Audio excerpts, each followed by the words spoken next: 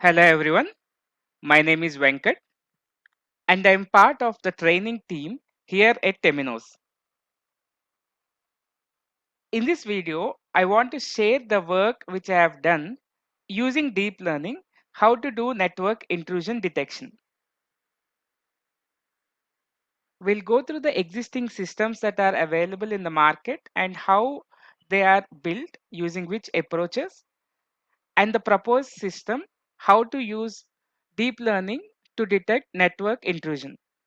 We'll look at the system architecture and flow of events in the proposed system, the data sets that we have used to train our model, the various pre-processing techniques that we have used on the data set to make it appropriate for doing the training.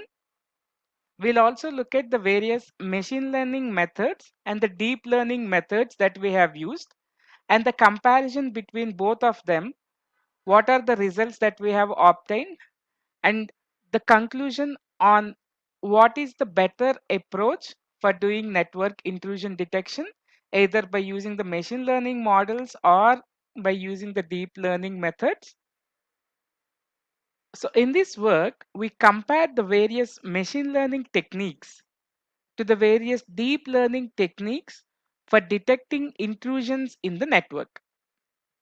We utilized the various supervised machine learning techniques and the deep learning techniques to train and build multiple classification models. These classification models can classify the attack type of network traffic versus normal type of network traffic. We compared the test accuracies of these multiple classification models which we have built to identify the best model for performing the network intrusion detection. We concluded that using a combination of an autoencoder for feature selection followed by fully connected deep neural network for classification gave a better accuracy compared to using machine learning models. So the existing systems, depending on how the network intrusion detection is performed, they are classified into two types: misuse detection systems, anomaly detection systems. Misuse detection is driven by known attacks. Known attacks are used to define patterns of malicious network activities. So when a network activity is happening, by looking at the list of known attacks, that activity can be classified as normal activity or an attack kind of activity. Anomaly detection. Anomaly detection is suitable for detecting unknown attacks. Based on profiles defined as normal profile and anomalous behaviors, we'll be able to detect the unknown attacks. The proposed system. In the proposed system, initially we used machine learning techniques to perform the pre-processing on the dataset. On this pre-processed dataset, we applied autoencoder neural network to further perform some feature selection. Then we train the model using a fully connected deep neural network. In this fully connected deep neural network, we used the autoencoder which we constructed in the previous step in the hidden layers of this fully connected deep neural network. So in the proposed system, we observed that it gave high accuracies while detecting network intrusions compared to the existing systems where we used regular machine learning techniques. Here is the flow of events inside the proposed system. So we took a data set as an input and we performed some pre-processing on the data set, first by using some of the regular machine learning techniques to perform the feature selection, feature scaling, and feature encoding. So we use some of the existing machine learning libraries. On this pre-processed data set, we applied the auto-encoded neural network to further perform the feature selection. After completing all this pre-processing on the data set, we used this data set as an input to a fully connected deep neural network.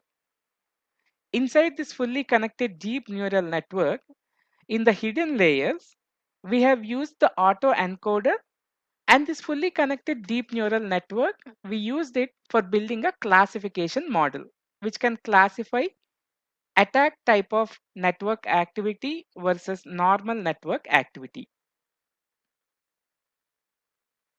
So the activation functions that we have used at various layers in our neural network are the ReLU and sigmoid. We have used ReLU as an activation function in all the layers of the neural network, and at the output layer we have used sigmoid. ReLU is the most used activation function while working with fully connected deep neural networks. It has the activation function which returns 0 if it receives any negative input, but for any positive value, it returns the same value which is being inputted. ReLU overcomes the vanishing gradient problem. Sigmoid is used as an activation function at the output layer in our fully connected deep neural network. The sigmoid activation function, it takes a real value as an input and outputs another value which is between 0 and 1. It's good for any classifier. The optimizer functions.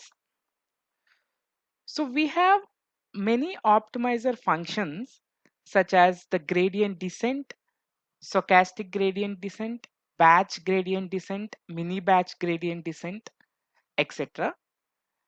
In this proposed system, we have used ADAM as an optimizer function. The optimizer functions are algorithms that are used to change the attributes of the neural network while iterating during the training.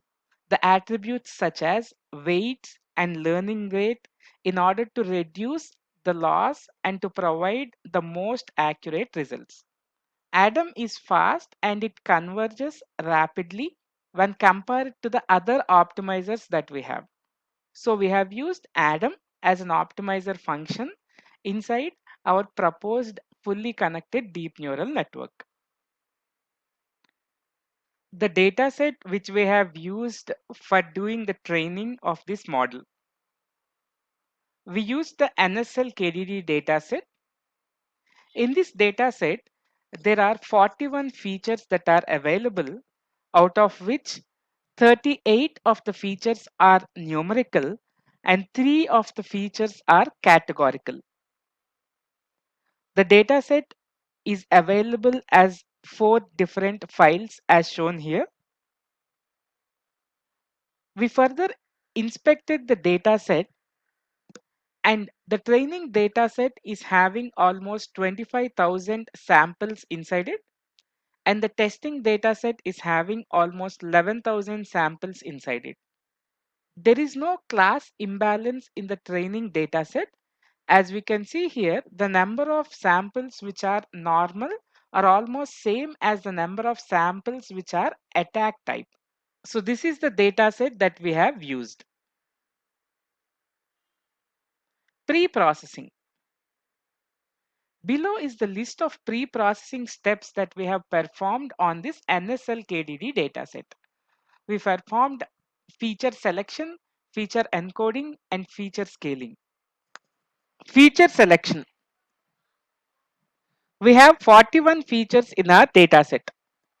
We wanted to identify the most important features that contribute towards the label so that we can eliminate the least contributing features, thereby improving the computational efficiency of the model that we generate and the training process. Here are the list of feature selection techniques that we have used. Chi-square test, random forest classifier, extra tree classifier. So these are the 3 feature selection techniques that we have used to pre-process our dataset. And then there are three categorical features in our data set. We wanted to convert or encode these categorical features in our data set. As most of the machine learning algorithms work well with non-categorical data. Here are some of the feature encoding techniques that we have used. We have used the one-hot encoder, label encoder, binary encoder. These are the three feature encoding algorithms that we have used to encode the three categorical features that we have in the dataset. Feature scaling. In our dataset, there are features with different ranges of values. We wanted to get all the features into the same range so that the model that we build is not biased on some of the features just because they have higher values than the other features. Below are the feature scaling techniques that we have used. Min-max scaling, standardization, and binizing are the feature scaling techniques that we have used. Let me take you through the machine learning and deep learning methods that we have used for building classification models. This is the procedure that we have followed for building these classification models. After pre-processing the dataset, we have used various machine learning methods to build the classification models, and we have verified the test accuracies versus the train accuracies for those classification models that we have generated. We also further processed the dataset, and we used a fully connected deep neural network to create a classification model. And finally, we compared the accuracies achieved by this model created using a fully connected deep neural network versus the accuracies achieved from the models built using the machine learning methods. Here are the machine learning methods that we have used to build our classification models. Decision trees, random forest, extra trees, KNN. So these are the various machine learning methods that we have used. Here are the accuracies from the training dataset and the testing dataset for various models that we have built using the previous discussed machine learning methods. Here is a comparison of the accuracies that we have achieved from the models that we have built using the machine learning methods. After building the various machine learning models and measuring their accuracies against the testing and training datasets, we then built an autoencoder to further perform feature selection on the pre-processed dataset. Here is the architecture that we have used for our autoencoder neural network. We have used 8 layers. ReLU is the activation function that we have used in the hidden layers. RMSprop is the optimizer that we have used. We have used the batch size of 16 and number of epochs as 100. As a next step, we built a fully connected deep neural network using the autoencoder that we have built in the previous step in the hidden layers of this fully connected deep neural network. Here is an architecture of the fully connected deep neural network that we have built, which uses autoencoder in its hidden layers. We have used 9 layers in the deep neural network that we have built. We have used ReLU as the activation function in all the hidden layers, and we have used sigmoid as an activation function in the output layer. Adam is the optimizer that we have used. We have used the dropout hyperparameter and the batch size of 16 and number of epochs as 100. So this is the architecture that we have used for building our fully connected deep neural network that uses autoencoder in its hidden layers. After training this fully connected deep neural network, Here is the accuracies that we have achieved from this fully connected deep neural network on our training data set versus the testing data set. Let's look at the results and the comparison of the accuracies that we have achieved from the machine learning models versus the deep neural network models. On the training data set, the accuracies achieved by the classic machine learning classification algorithms is 0.99875, whereas the accuracy achieved by the deep neural network using autoencoder is 0.9860.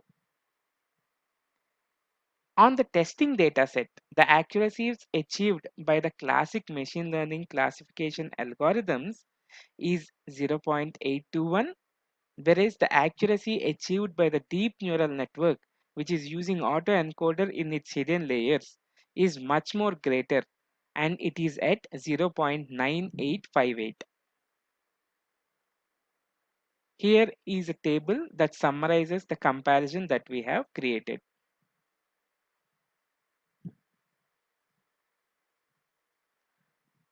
So in this work, we observed that the model created using deep neural network that uses autoencoder in its hidden layers has shown better results when compared to the results from the models created using the machine learning algorithms.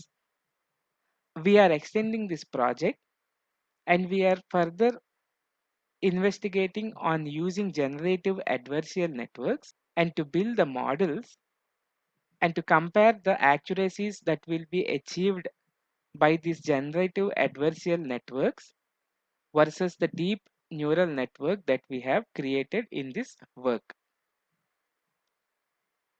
While doing our work, we have referred to all these journals and publications. We thank all these authors of these journals and publications for giving us the opportunity to go through these publications and understand their work and to extend their work.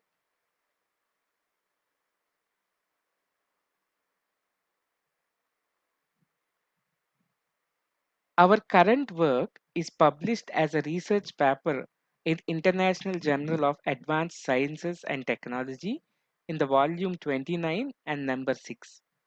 Let me take you through the journal and show our publication. So here you can see in the International Journal of Advanced Sciences and Technology, our current work has been published in the volume 29 and number 6. You can go through the article that we have published here for more details. This is the PDF of the work that we have done as part of this project. I would like to convey my sincere thanks to Professor Akkalakshmi Madam for her esteemed guidance and all the valuable directions while executing this project. Thank you.